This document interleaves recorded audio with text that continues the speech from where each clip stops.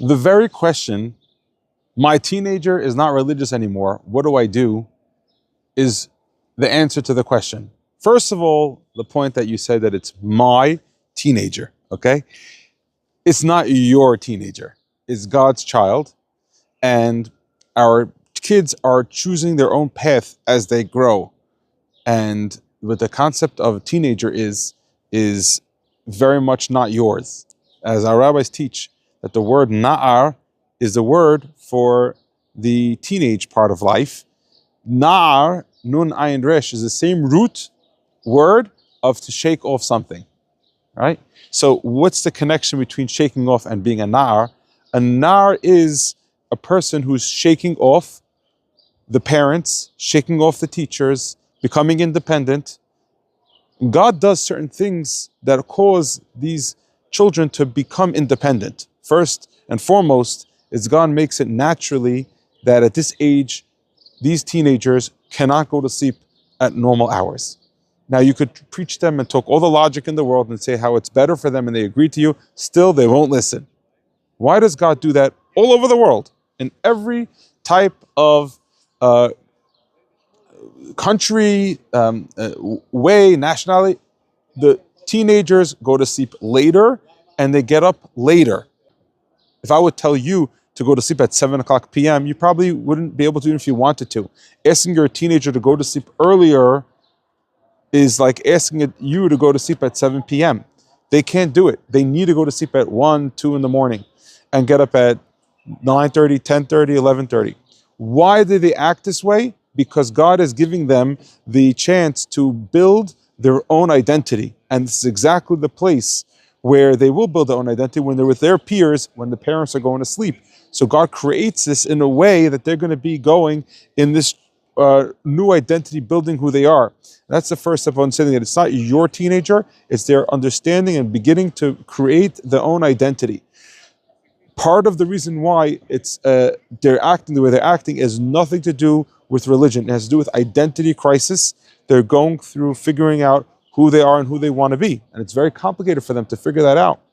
Another thing that God does at this age of life that has to show you that has nothing to do with your teenager acting this way is that this age of life, being a teenager, God creates in the chemicals of the brain at this age 3 different executive functions that change in the teenager.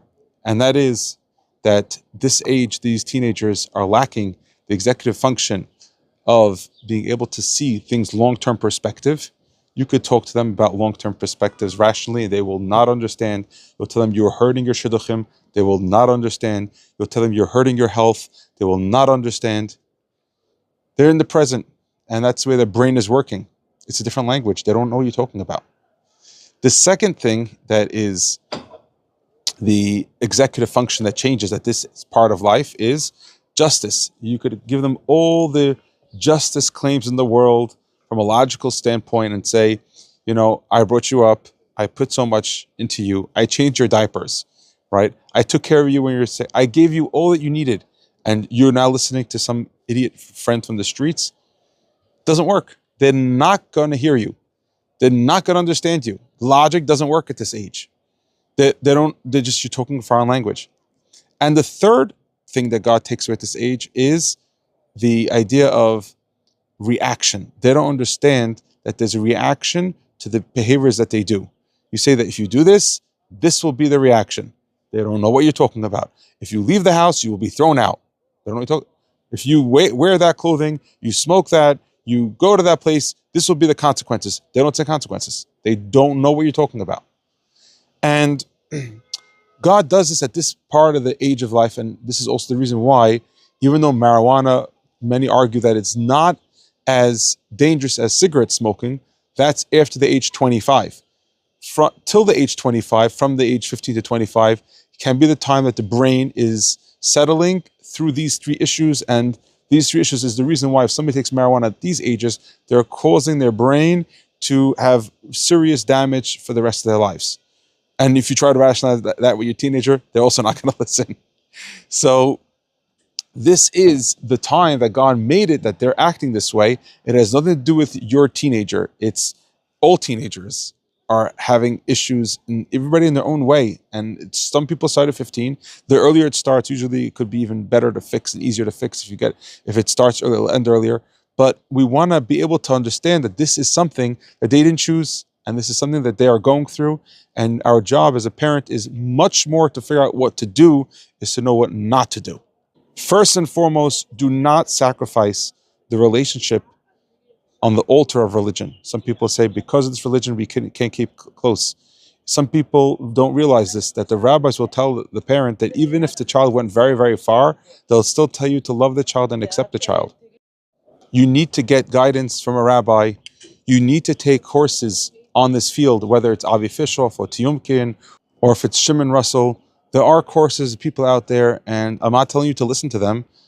They tell you not to listen to themselves either, but they will tell you to any of these questions, go to ask our doctor, our rabbi, who knows about these issues.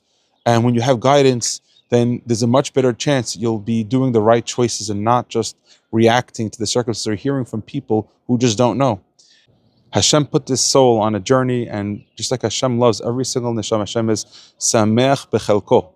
What does it mean that Hashem, whatever He asks us, He does Himself? Hashem is also happy with His lot. What is the lot of God? The lot of God is ki chelek Adonai amo Yaakov cheva nachalato. The portion of God is His nation, the simple nation, the amcha, the simple, ki chelek Hashem amo, the simple people. So Hashem loves them like they are. Our job is to love them like they are.